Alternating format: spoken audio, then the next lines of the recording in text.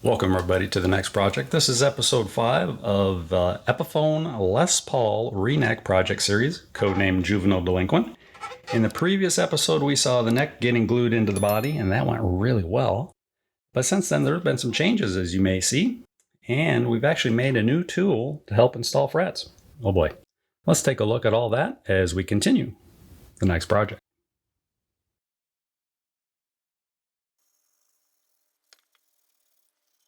I want to thank everybody for joining me, and we're getting right after it, doing a little bit of high-speed sanding, and now a little bit of taping. Here I'm taping off the binding, trying to save myself as much future work as possible.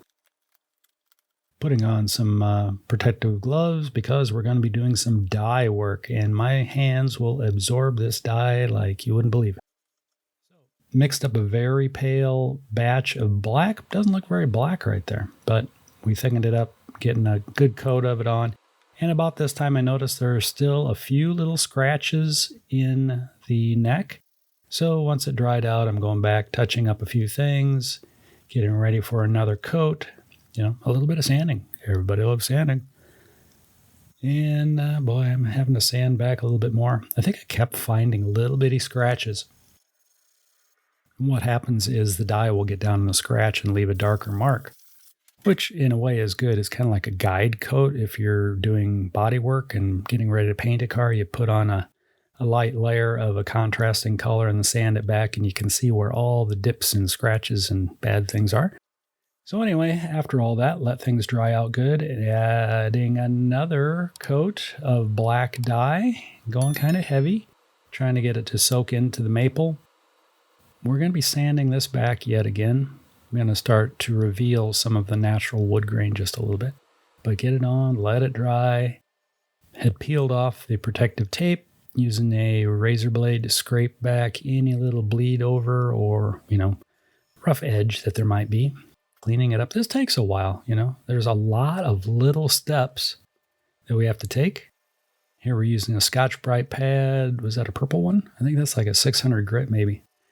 Pretty fine. Using that to start sanding back some of the dye, trying to bring through some of the maple wood grain again. A lot of work. Actually, it was kind of a cool day. Looks like I have 2 layers of shirts on there. Ah, boy. I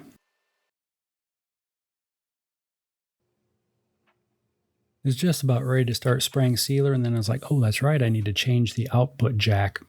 Going from the square Epiphone Gibson style plate to Telecaster style electric socket, and using one of those, what is it called? A step bit or a Christmas tree bit, I think I heard somebody say.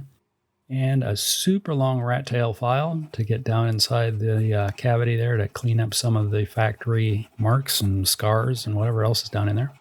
Doing some test fitting, making sure the electric socket's going to fit.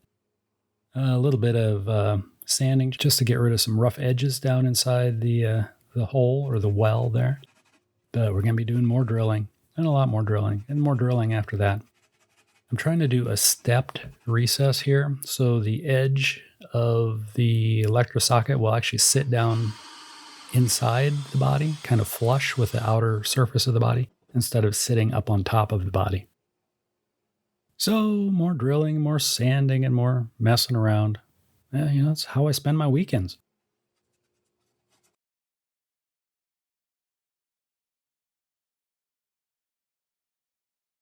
I'm doing a little bit of testing, and I have some trans tint honey amber dye, which looks like a light brown, almost looks like walnut right here.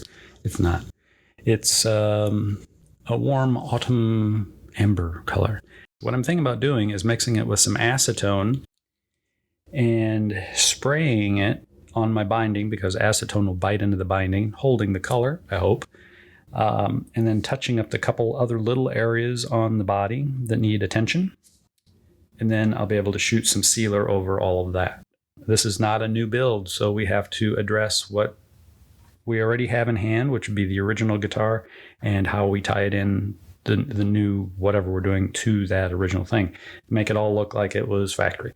That's what I'm after. I'm going to try and get it as close as I can. So I'm messing around. I got this honey amber. I've got some yellow. I've got some other things. I'm going to try a lot of different stuff. And at the moment, plans may change, but I'm thinking about trying to tint the binding, both the new neck binding and a couple spots on the body, and then shoot some sealer on it. Kind of 2 steps in one day. That would be ideal for overall work production scheduling, but sometimes that doesn't work. So I don't know, making it up as I go, as we continue the next project.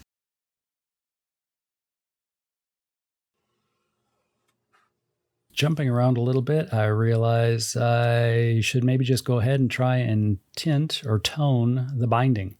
We are going to try to make the new binding look like it belongs with the rest of the body, which has actually white and black binding on it, but it is coated in sealer and maybe a tinted clear and whatever else they did at the factory. And it has this nice kind of vintage, I don't want to call it amber or cream necessarily, but it has a toned bone look to it instead of bright white. So I'm mixing up a little bit of trans tint dye with some acetone. And the reason I used acetone was so it would actually bite into the binding and hopefully hold the color well. I wasn't sure if this was going to work. I was just kind of hoping for the best and using years of trial and error. Again, hoping for the best. And actually, it went really, really well. I'm going to be doing this again soon on another project. So, it's good to learn somewhere. We'll learn along the line. On the job training. Doing a little touch-up of the factory body areas where they had actually buffed through some of the clear coat and color, revealing kind of a white binding. So we're touching up a couple little spots and going to be getting that ready for sealer. Oh boy, prep to seal.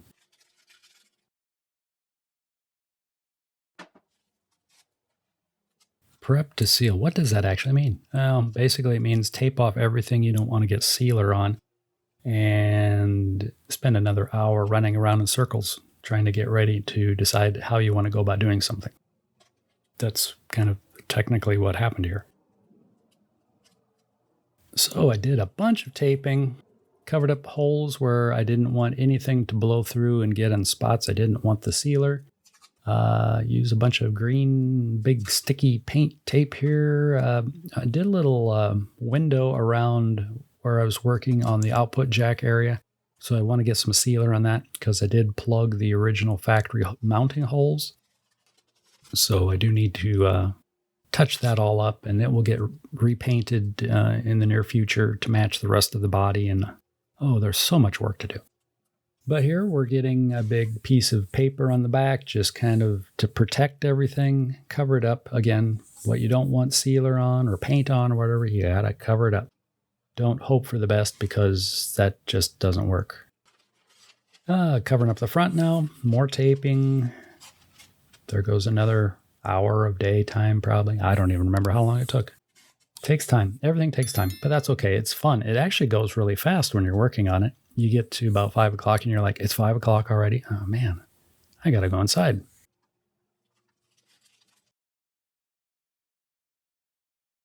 Here we go. Time to start spraying some high build sanding sealer. This is Press Tech or Sim Tech style stuff. 2-part thick resin body and a catalyst that goes with it. So it will sit in the gun for quite a while. Then all of a sudden it turns to a gel and you're running out of time to clean the gun. So you get it sprayed on, 3 coats, clean up, go inside, have a sandwich. We are moving right along on the Juvenile Delinquent LP Reneck project series. We have got 3 coats of trans tint black mixed with rubbing alcohol on the back of the neck. Let that cure out over the week. Scuffed it back with Scotch-Brite pad, the purple one, which is pretty fine. And that was just to reveal some of the natural wood grain, if you will. Then we also prepped the binding, the new binding, which is white and black. And we need to match it to the original binding, which appears to be a vintage creamish tone, but it's actually white binding, a white and black binding that has a lot of clear and sealers and maybe some tint applied to it. I don't know how they went about it at the factory. I just know I had to match the best I could the new binding to the old. So I mixed some Transtant Amber, yellow amber, honey amber. We'll look at the bottle. With some acetone and sprayed that on all the new binding and a couple little spots of the original binding that had been buffed through at the factory. So tried to tie that all back together, make it look uniform. And that worked out really well. I would guess if you weren't looking for the difference, you probably wouldn't notice it. So that experiment went really well. I'll be using it again very soon on another project. We've got 3 coats of our 3 coats of our Transtant dye, our stain dye to the binding, and then 3 coats of the Prestec Simtech Easy Sanding Sealer 2850 product, which is a 2-part, a resin and a catalyst sprayed on. Whew, a lot of stuff going on. So looks good. It is dry to the touch, but we're going to let it sit probably until whenever I get back to it. And then we'll start sanding the whole body and get it ready for refinishing. And I need to decide if I'm putting the frets in before I do that. I don't know. Up in the air. It really depends on how much time I have at any given time to work on these things. So things may seem out of sequence, but that's just the way I have to work to get anything done. As we continue, the next project.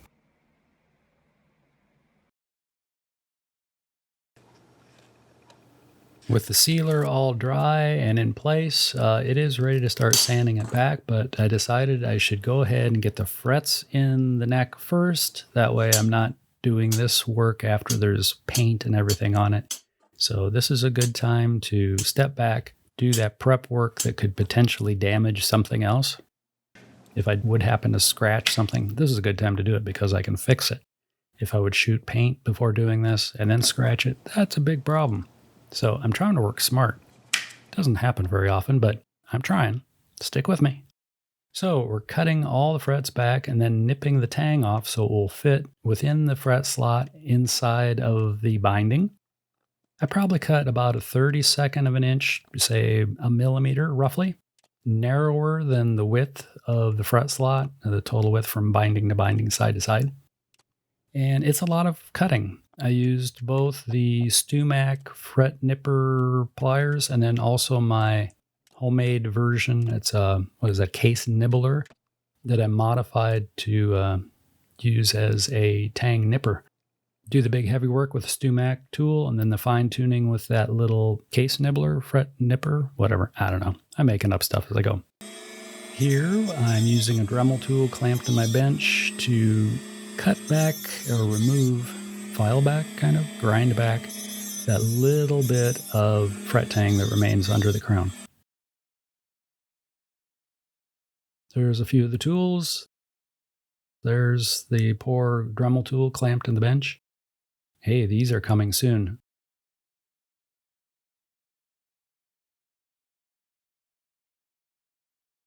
And the new tool on the bench is the Fret Crusher. Dun, dun, dun. This is actually the second time I've used this tool, but the first time you're seeing it in a video. The other video is coming soon. It is kind of an arbor press, but it's not. It's free spinning. It'll do 360. I can swing the arm way out of the way. I have the luxury of moving the guitar where I want it. I can slide the guitar right up underneath where the call is to press the frets.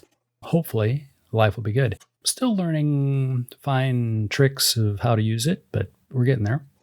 There I was clearing out all the fret slots, making sure they're all deep enough, and breaking out a new secret weapon, which is a tube of chapstick, which is lip balm. It's wax, basically. Swiping that on either side of the fret slots.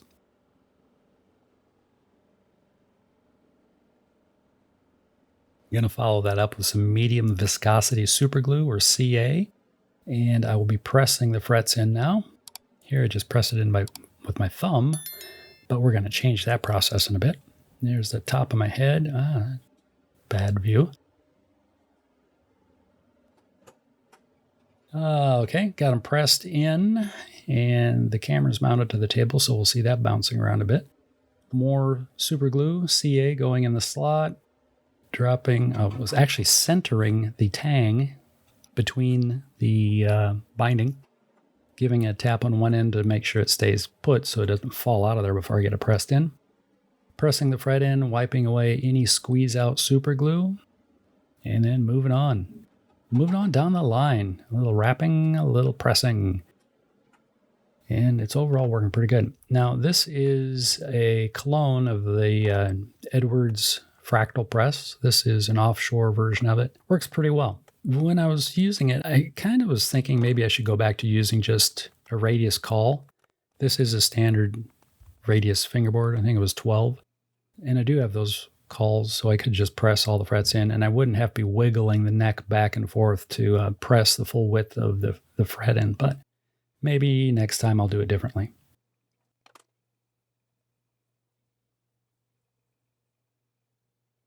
There's the medium viscosity super glue again, tapping the fret, pressing it in. I got to work on the process here. I'm getting a lot of flex in the neck. I kind of swap things out a little bit as I go here, but in general, the tool works really well. It's handy, pretty easy. There's plenty of room to work and see what I'm doing. I just need to work out a better way to support the neck or the body when I get up at the heel and over the body itself to press in the frets, but we're getting there. Don't run off. It's going to happen soon. We're going to be using this tool a couple more times very soon. And there we go. We've got all the frets rough pressed in. We need to do a little bit of nip, bevel, and easing. Oh boy, fun times.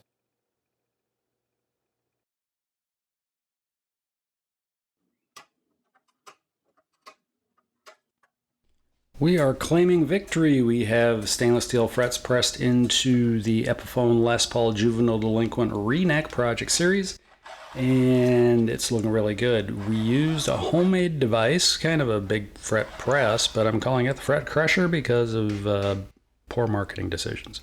Anyway, it's basically a benchtop mounted, I don't want to call it an arbor press necessarily, but just an Armstrong press. It'll pivot, do a full 360. I can move it anywhere I want it to basically, and I slide the guitar neck to within range of where I'm pressing frets, and boom, there we go. The whole idea behind it was really to use on set neck guitars. This is the second guitar I've used the tool on now. The first one you're seeing the tool in, but there's another video coming and another video after that. So that's working out really well. I also used a clone of the J. Edwards fractal press. This is an offshore version of it from somewhere across the world. Worked out pretty well. It's a solid little tool. I do wish it was a little bit wider, so you don't have to move the neck around so much, but I do understand the design reasonings and limitations behind it, so it is what it is. I had also planned on using just a standard radius caul to press these in, but I was like, what the heck, I got this thing, I might as well use it. Frets are in, went in really well. Also, a couple things I did along the way. I used chapstick, lip balm, basically a wax stick. Smeared it on either side of the fret slots.